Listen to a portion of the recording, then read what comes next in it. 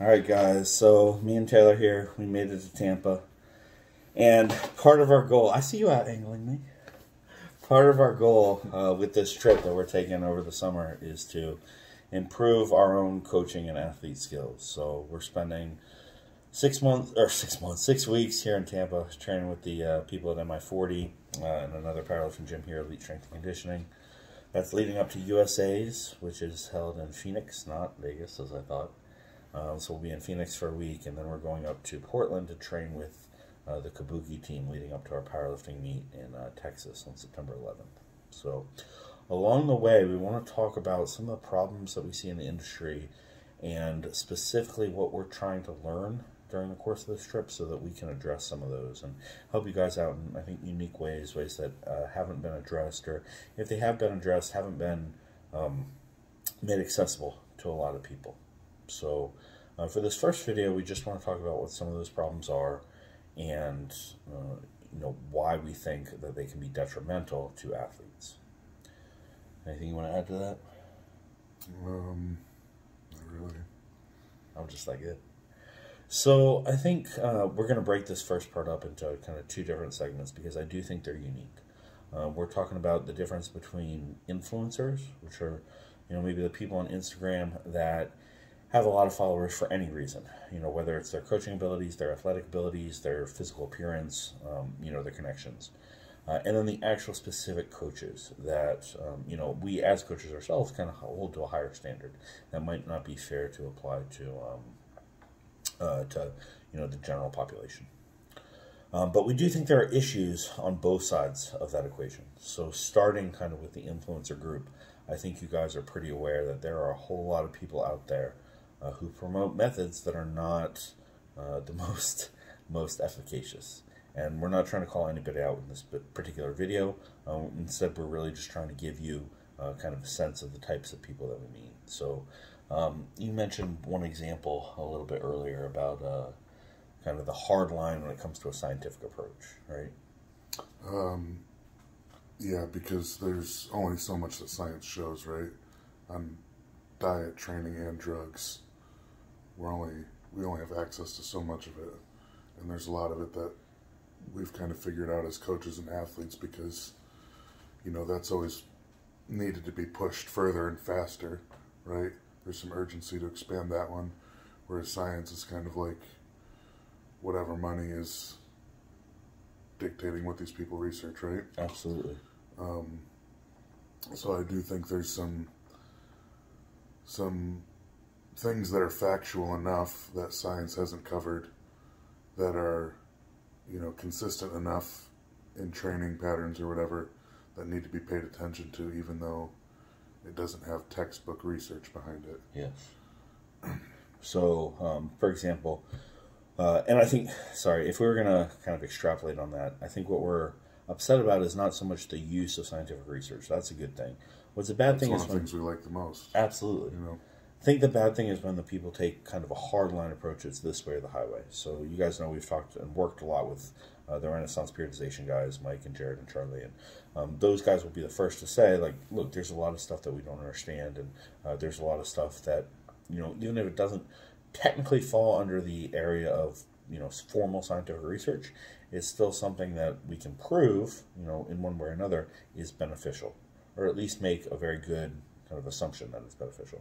So we're not so much talking about those guys, but more the types of guys that say, well, you know what, leg extensions have the best EMG profile, and so you have to do leg extensions. They're better than squats. Most of you guys watching this are smart enough to know that's not the case, but again, that's not really our point. We're talking about the ability to get access to good information for everyone, right?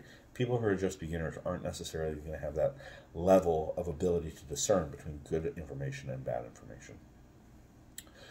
Another area in kind of the social media world that really irks me is the kind of the do as I say and not as I do, which I might be a little bit guilty of myself. But I really had a client recently who I was working with who had a pretty difficult set of squats, and he sent it, man. Like, it was clearly RPE 10, 11, Dan Green level effort, but at the expense of technique.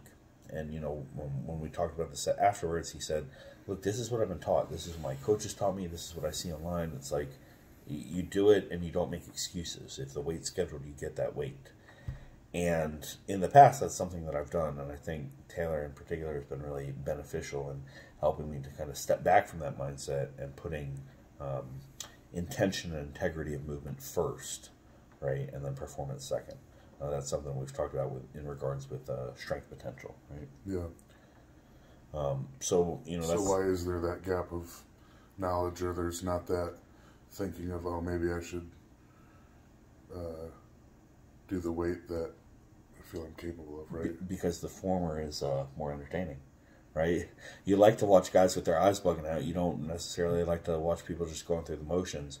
But I'd say maybe 90 or more % of the time, going through the motions is better. Yeah, I agree. But, there's those guys out there with good intentions and good integrity, and they're just trying to get better, and they think that's actually the way. Absolutely. So why is that the way it is? What about social media allows all this misinformation? Not just social media, but the internet, I guess. Yeah, the access to such a wide amount of information, even though a lot of that information isn't good. And in fact, I would argue that most of the information isn't good, because the people who do have that good information, they're not going to share it for free. They know their methods work, and so they don't really have any incentive to put out good information without getting something in return. So instead what you get is the people who don't really know, who end up spamming social media, forums, whatever the case may be, with kind of poor strategies. That's kind of the next point we wanted to talk about. Absolutely. The lack of integrity in coaching. Yeah,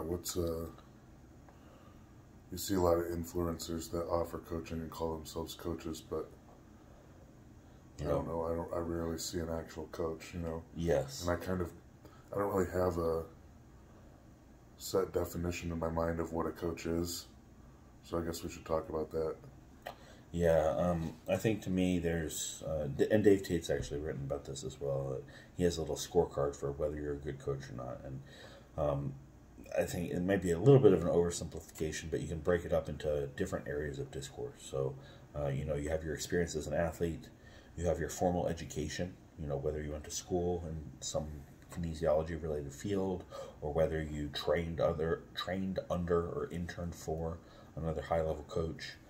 Then you have what results have you gotten with your athletes of all levels, right? So not just beginners, not just super advanced guys, but the whole spectrum, right? What diversity of clientele have you worked with?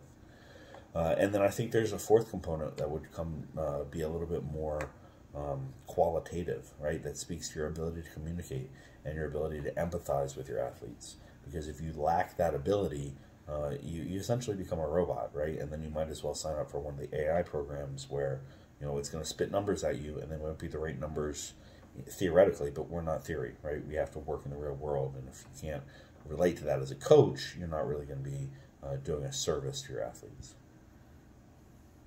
One of the things I see that coaches will advertise a lot is their highest level guys, right? Yes. I've always been, I don't want to say more impressed, but maybe a little bit more impressed with the coaches who have a shit ton of normal people getting 500, 600, 700 pound squats. Absolutely. And we know the studs are going to find a way to get those numbers with or without the coach. Yes. So then the question that we kind of have to pose to you guys is, A, have you experienced this? And B, what would you like to see be done about it? Because we don't have all the answers, and we can very easily admit to that. But we would like to have at least some of the answers. So, without calling anybody out, and we're just to clarify, we don't have anyone specific in mind when we're making this video, right? We're talking more about the industry at large. But if you've had negative experiences, talk about those without naming names, but, talking about how they affected you and what you would have done differently in hindsight, right? So that we can maybe get a better idea of, okay, where should we target our effort so that we can better provide information in a way that's transparent, accessible, and useful to everybody. That sound good? Sound good. Cool.